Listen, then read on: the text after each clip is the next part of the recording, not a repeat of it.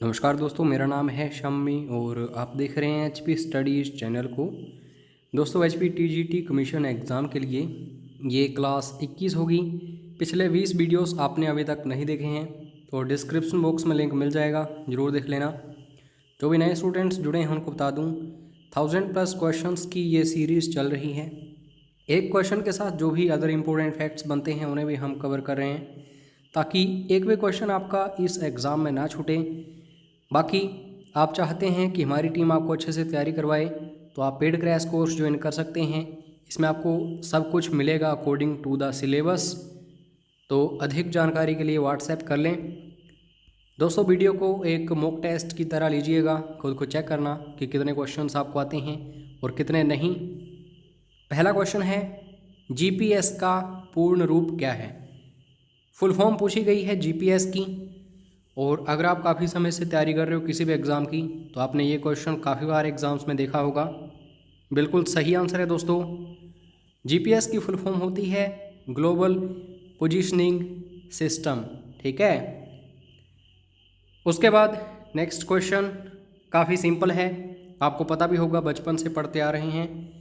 गुरुत्वाकर्षण का सिद्धांत किसने दिया था, जिसे इंग्लिश में बोला जाता है थ्योरी ऑफ ग्रेविटी। तो 4 ऑप्शंस आपके सामने, हर एक क्वेश्चन को खुद अटेम्प्ट करना। बिल्कुल सही आंसर है दोस्तों, इसाक न्यूटन।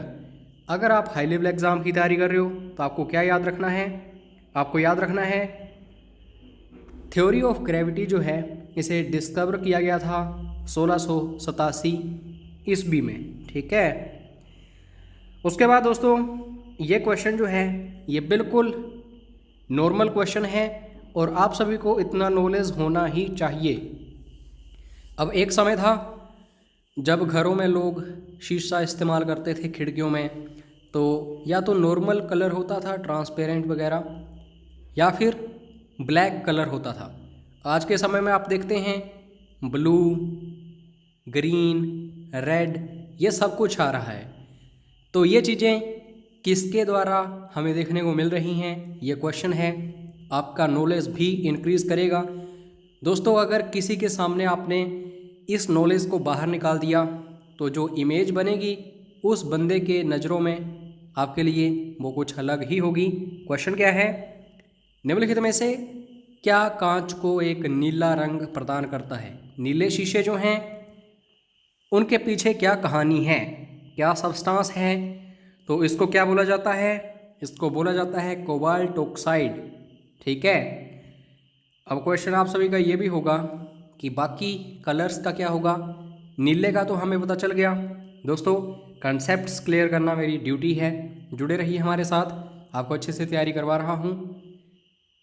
कोबाल्ट ऑक्साइड हमने देख लिया, डीप ब्लू कलर, ठीक है, गाढ़ा नीला। कॉपर ऑक्साइड की बात करूं तो टर्क्यूस एक कलर होता है। और क्रोमियम ये तब डाला जाता है शीशे में या कांच में जब हमें गहरा हरा और साथ में काले का मिश्रण ये चाहिए हो। बाकी कैडमियम सल्फाइड तब इस्तेमाल किया जाता है कहीं कहीं आपको या हम लोगों को पीले शीशे दिखाई देते हैं। तो अब आपका डाउट कोई भी नहीं रहना चाहिए, चाहे तो आप इसका स्क्रीनशॉट ले सकते हैं या फिर कहीं पे नोट डाउन कर सकते हैं। हालांकि जिन्होंने भी पेड क्रैश कोर्सेस लिए हैं उनको सारा ये मटेरियल मिलता रहता है समय समय पर। जर्मन चांदी एक मिश्र धातु है जिसमें कौन सी धातु शामिल नहीं है। अब आगे जो आपको एक फैक्ट मिलेगा उसको देख के आप चौंक जाओगे और एग्जामिनर भी यानी कि परीक्षक यहीं पे फंसाता है हर एक अभ्यर्थी को। दोस्तों, जर्मन सिल्वर या फिर जर्मन चांदी सिर्फ नाम की चांदी है, यहाँ पे आपको कहीं भी चांदी या फिर सिल्वर देखने को मिलता ही नहीं है। इसमें क्या क्या होता है, निकल, जिंक, कॉपर। अब यहाँ पे देख लो कि प्रतिशतता क्या रहती है, क्योंकि अगर किसी क्वेश्चन के तह तक जाओगे तो नॉर्मल सी चीज़ें तो आपको ऐसे ही याद हो जाएंगी। 60% यहाँ पे तांबा होता है, 20% निकल होता है और 20% ही जिंक होता है। उसके बाद नेक्स्ट क्वेश्चन, दोस्तों ये क्वेश्चन फेवरेट है परीक्षकों का, बार बार पूछा जाता है। स्कर्बी ये एक दोस्तों आप कह सकते हैं बीमारी, एक विटामिन की कमी से होती है और इसमें क्या होता है, मसूड़ों से खून निकलता है। जब भी आप ब्रश करते हैं और खून आता है आपके मुंह में, समझ जाओ स्कर्बी से ग्रसित हैं आप सभी। डेफिशिएंसी ऑफ विच विटामिन, तो याद रखिएगा ये विटामिन है सी।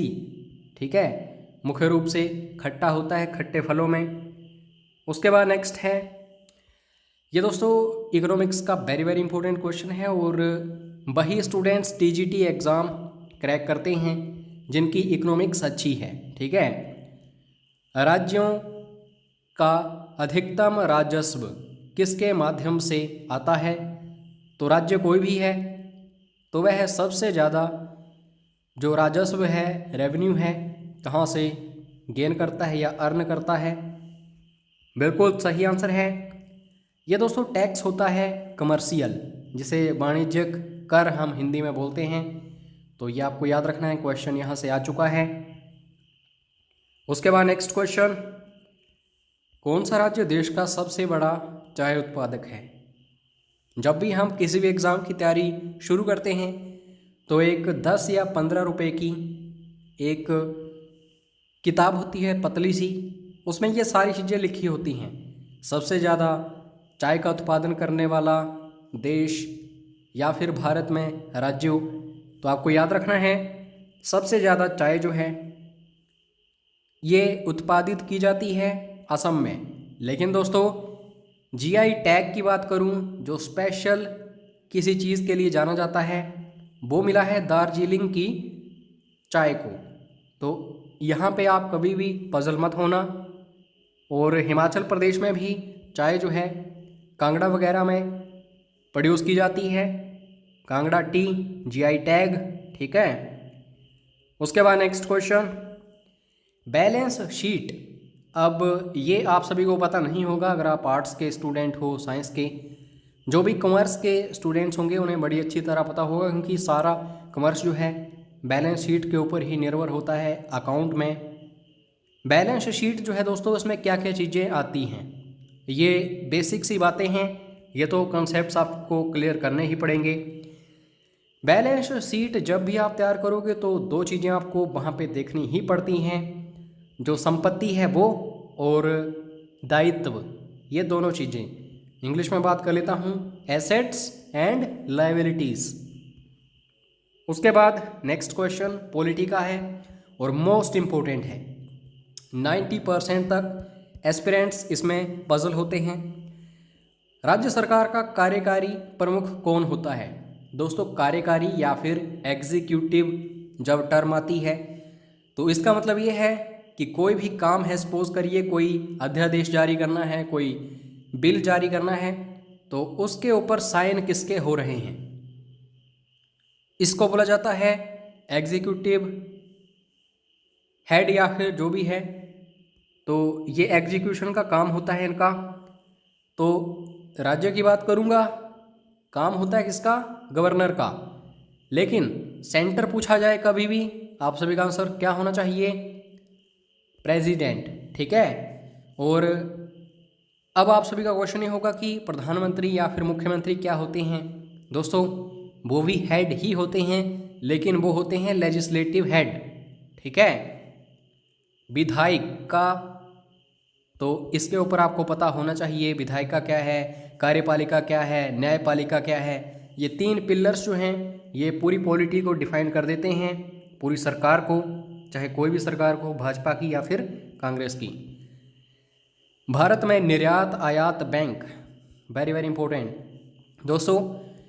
एक दो क्वेश्चन जो भी ऑर्गेनाइजेशंस हैं इंडिया के हों चाहे वर्ल्ड के, क्वेश्चंस एग्ज़ाम में आते ही आते हैं। और जो भी ऑर्गेनाइजेशन से रिलेटेड मैं क्वेश्चन डिस्कस करता हूं, आप कोशिश करो कि ब्रीफली उसके बारे में कमेंट बॉक्स में लिखो। तो आपको होमवर्क दे रहा हूं, एक्सपोर्ट इंपोर्ट बैंक जो है इंडिया का, इसके बारे में जितनी भी जानकारी आपको मिलती है लिखिए कमेंट बॉक्स में। इसके हेड कौन हैं या फिर इसमें क्या क्या नई चीज़ें आपको दिख रही हैं वो बताइए। मैं यहाँ पे स्थापना बता रहा हूँ आपको, 1982 में इसकी स्थापना हुई थी। बाकी जो भी आपको जानकारी इसके बारे में पता हो कमेंट जरूर करिएगा। मुख्य रूप से जो हेड हैं इसके, भारतीयों द्वारा प्रबंधित पहला बैंक कौन सा था, तो ये भी इम्पोर्टेंट है। 4 ऑप्शंस आपके सामने हैं और बिल्कुल सही आंसर है दोस्तों अवध बैंक। अब एक क्वेश्चन आपने सुना होगा, ऐसा बैंक जो भारत का सबसे पुराना है और भारतीयों द्वारा इसमें निवेश किया गया था, तो आप सभी का आंसर पता है क्या होना चाहिए?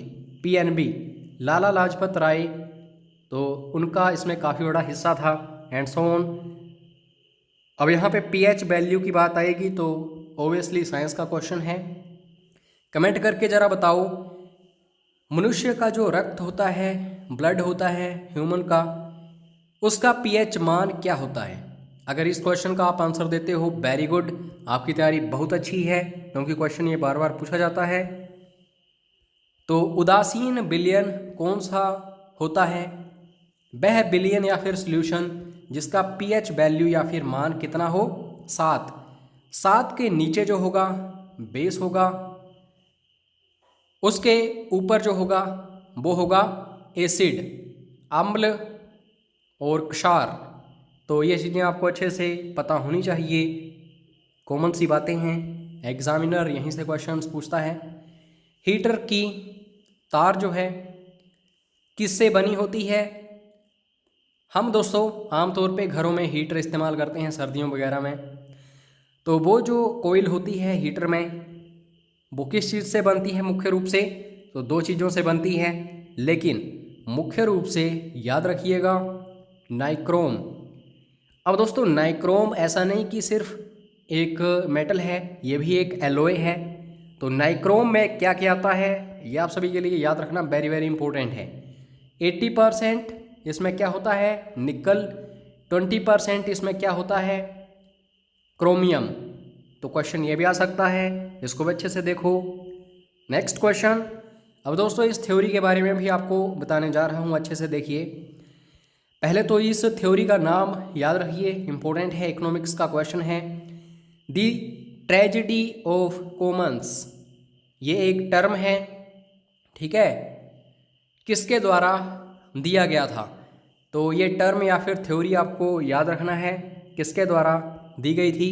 नाम है इनका गैरेट हार्डिन, ठीक है। ये याद रखिए, इंपॉर्टेंट है आप सभी के लिए याद रखना कि 1968 में इस टर्म को दिया था गैरेट हार्डिन ने। इस टर्म का मतलब क्या है दोस्तों? इसका मतलब ये है कोई एक पर्सनल व्यक्ति है किसी बिजनेस में या फिर किसी भी ऑर्गेनाइजेशन में काम कर रहा है, अगर वो सिर्फ अपने पर्सनल इंटरेस्ट को ही देखेगा तो आगे जाके बहुत ही बड़ी दुर्घटना हो सकती है किसी भी देश में। अगर वो सभी को इकट्ठा लेके चलेगा तो दोस्तों देश जो है काफ़ी बड़े पैमाने पर विकसित होगा। तो this is all about the tragedy of the Commons. उसके बाद जो भी रिट्स हैं उनके बारे में आपको नॉलेज होना ही चाहिए, मैं बताता रहता हूँ आपको डेली।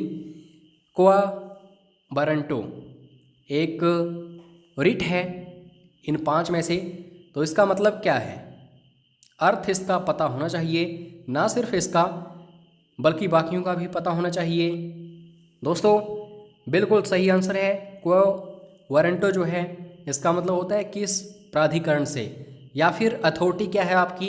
अगर आप कोई भी सरकारी कर्मचारी हैं तो किस तरीके से आप काम कर रहे हैं, अधिकार क्या है आपका, तो ये सब कुछ इसमें दर्शाया जाता है। अब दोस्तों ये जो पार्टी में डिस्कस कर रहा हूँ इसके बारे में आपको 1 या 2 फैक्ट्स बताऊंगा, बहुत ही ज़्यादा इम्पोर्टेंट हैं। राष्ट्रवादी कांग्रेस पार्टी, तो नाम से ही पता चल रहा है कि कांग्रेस से टूटी होगी, तो इसकी स्थापना किस वर्ष हुई थी? इम्पोर्टेंट है ये दोस्तों, बार बार बता रहा हूँ, आपको याद रखना है। 1999 में इस पार्टी का गठन किया गया था, किसके द्वारा? Very very important. तो आपको 3 व्यक्तियों के नाम याद रखने हैं। इनमें सबसे प्रमुख शरद पवार, और ये जो नाम है पीए संगमा, इन्होंने एक पार्टी और बनाई है नॉर्थ ईस्ट इंडिया में। और आप सभी के लिए होमवर्क ये है, पीए संगमा के बारे में बताना है जो भी आपको मालूम है। उस पार्टी का नाम बताओगे तो भी अच्छा है, पता नहीं है कमेंट बॉक्स चेक करिए, बहुत ही बढ़िया बढ़िया कमेंट्स आते हैं स्टूडेंट्स के, फिर भी आंसर नहीं मिल रहा, मुझे व्हाट्सएप करिए, कमेंट करिए वीडियो पर, मैं रिप्लाई करूँगा। तीसरे बंदे कौन हैं? तारिक अनवर। तो इन्होंने दोस्तों 25 मई 1999 को इस पार्टी का गठन किया था, और इनका जो सिंबल है, प्रतीक है पार्टी का, वो क्या है? एक घड़ी है, उसमें 10:10 हो रहे हैं। उसके बाद नेक्स्ट है, भारतीय संविधान में कितने मौलिक अधिकारों का उल्लेख है? इस वीडियो का सबसे इम्पोर्टेंट क्वेश्चन। पहले 7 थे, अब कितने हैं? अब दोस्तों 6 हैं। 7वां कौन सा था? राइट टू प्रॉपर्टी, ठीक है, उसे हटा दिया गया है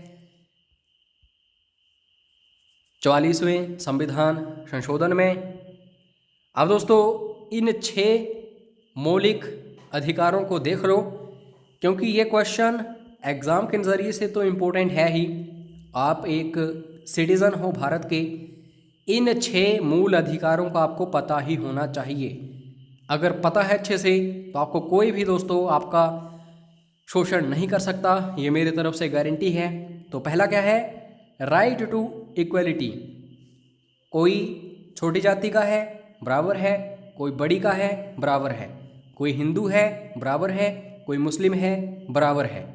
राइट टू फ्रीडम, आज़ादी का अधिकार। लड़कियों को ये नहीं बोल सकते कि आप छोटे कपड़े ना पहने एंड सो ऑन। बाकी ये सारी बातें फालतू लोग ही करते हैं, जो समझदार हैं वो समझदार ही हैं।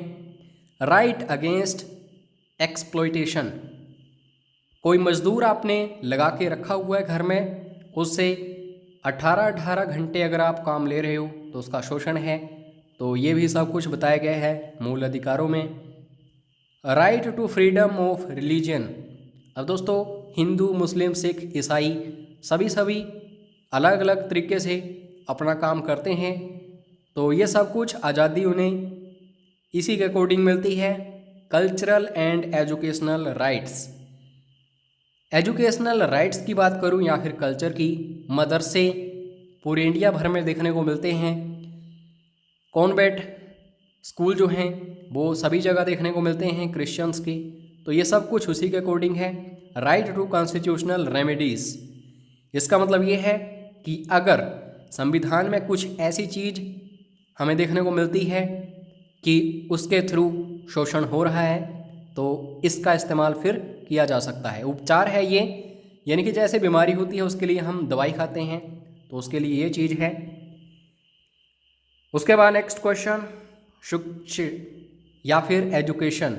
आज के समय में हम देखते हैं राज्यों की अलग नीति है उसके लिए, केंद्र की अलग नीति है शिक्षा के लिए।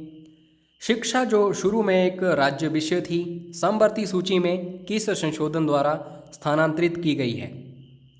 तो ये संशोधन हुआ था दोस्तों 42वां संविधान संशोधन, जिसे हम कहते हैं लघु संविधान भारत का। इंदिरा गांधी जी ने आई थिंक 1976 में ये सब कुछ करवाया था। बहुत सारे संशोधन हुए थे, हाँ जी। उसके बाद दोस्तों 5 सब्जेक्ट्स जो हैं वो इसमें देखे गए थे, जो कि समवर्ती सूची में आए थे। कौन कौन से? पहले पर एजुकेशन, फिर जंगल, फिर जो भी वेट्स एंड मेजर्स हैं, जैसे जो भी दुकानदार होंगे तो जिन वाट्स का वो इस्तेमाल करते हैं वो कैसे कैसे होंगे, जो भी जंगली समुदाय है उसकी रक्षा, जो भी पशु हैं, पक्षी हैं, या फिर जो भी न्याय है, तो ये सब कुछ यानी कि 5 विषयों 5 सब्जेक्ट्स हमें इसमें देखने को मिले थे। बाकी पेड क्रैश कोर्स में आपको daily PDFs, daily online mock test, test series, books PDFs, notes PDFs, previous year question papers, videos सब कुछ मिलेगा, तो ज़रूर ज्वाइन करिए। फीस बहुत कम रखी गई है ताकि हर एक स्टूडेंट आराम से तैयारी कर सके। आपने वीडियो लास्ट तक देखा है, धन्यवाद करता हूँ आप सभी का। वीडियो को लाइक करिए, शेयर करिए अपने दोस्तों के साथ, चैनल को सब्सक्राइब करिए और इस वीडियो की PDF फाइल आपको व्हाट्सएप पर मिल जाएगी, ज़रूर मैसेज करना। अपना कीमती समय देने के लिए धन्यवाद दोस्तों। जय हिंद, जय हिमाचल।